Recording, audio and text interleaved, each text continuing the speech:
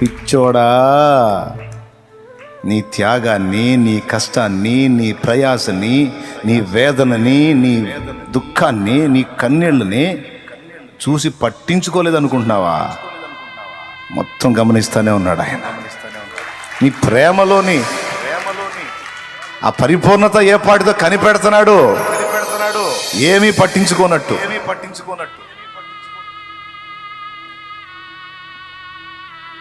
నువ్వు ఏం చేసినా పర్లా, చేయపోయినా పర్లా అని ఇంత సమర్పణ కలిగి నువ్వు ఆయన్ని హత్తుకుంటే నిన్నుగాక ఇంకెవరిని దీవిస్తాడు? మరి నిన్నుగాక ఇంకెవరిని దీవించాలి ఆయన? తల్లి, ఇంత సమర్పణ కలిగి ఆయన కోసం పరిగెత్తుతున్నావే, త్యాగం చేశావే, బాధలు పడుతున్నావే, నానా బాధలు పడుతున్నావే. గమనిస్తున్నాడు ఏమాత్రం. ఇంకా అసలు నీ ప్రేమలోని పరిపూర్ణత ఎంతో కనిపెడుతున్నాడు సైలెంట్గా.